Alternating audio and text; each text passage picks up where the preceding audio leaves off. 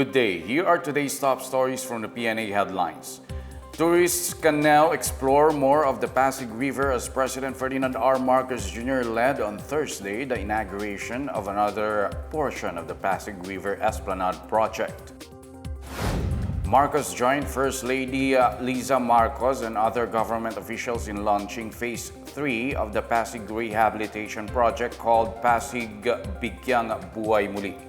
In a speech during the ceremony held in Intramuros, Marcos expressed elation and excitement over the opening of the new section of the Esplanade. He said it has become an instant hit among Gen Zs and Gen Alphas who have made the historical and scenic river viral on social media. The president also hailed the ongoing revitalization of the Pasig River, adding that he is thrilled to see its significant social and economic development and its benefits for Metro Manila. The Pasig Bigyang Buhay Muli project aims to restore Pasig River by establishing an esplanade which will make the area a hub for transportation, commerce, and tourism. Phase 3 included the rehabilitation and enhancement of Plaza Mexico, Maestranza, and Fort Santiago. Phase 1 involves the creation of a 500-meter esplanade showcase area behind the Manila Central Post Office, while Phase 2 extends the esplanade towards Plaza Mexico.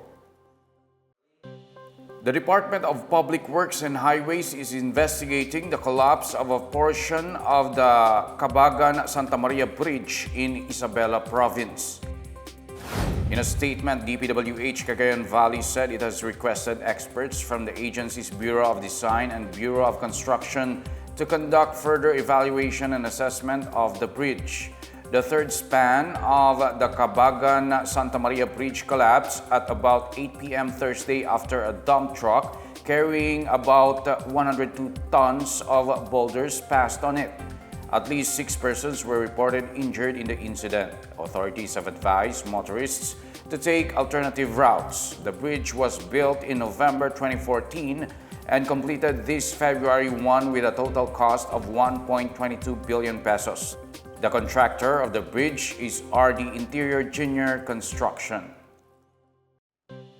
The Government Service Insurance System, or GSIS, and the Department of Education have agreed to expand technical support for last-mile schools through the Adopt a School project. GSIS will invest in schools in geographically isolated and disadvantaged areas by providing essential learning tools and facilities worth 400,000 pesos per school from 2024 to 2027. The expanded program increases its coverage from 25 to 30 last-mile schools nationwide.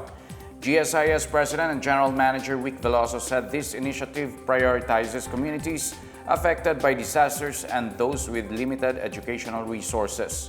He said each piece of equipment, be it laptops, tablets, or printers, opens doors to possibilities in the hands of eager students.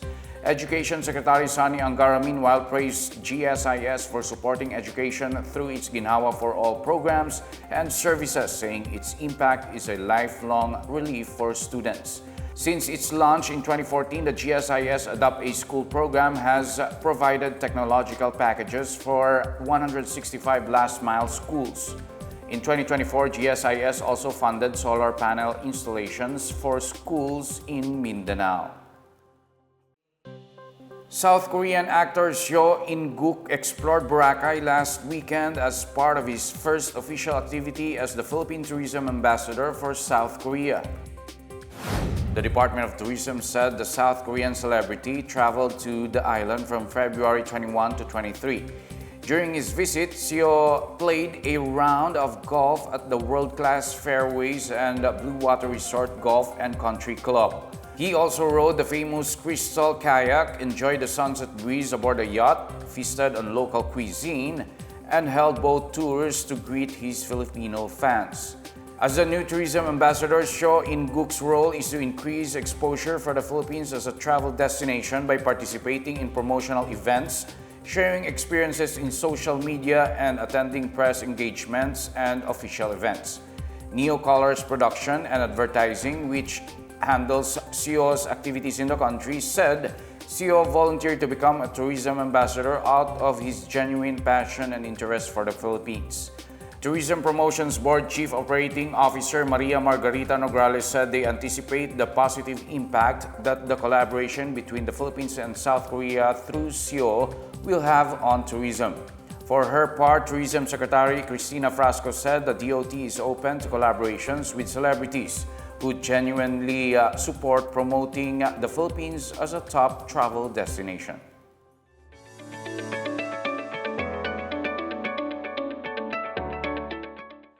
Moving to business, the Securities and Exchange Commission vows to roll out reforms that will keep the Philippines out of the Financial Action Task Force's gray list, or countries with deficiencies in their measures on anti-money laundering and combating the financing of terrorism.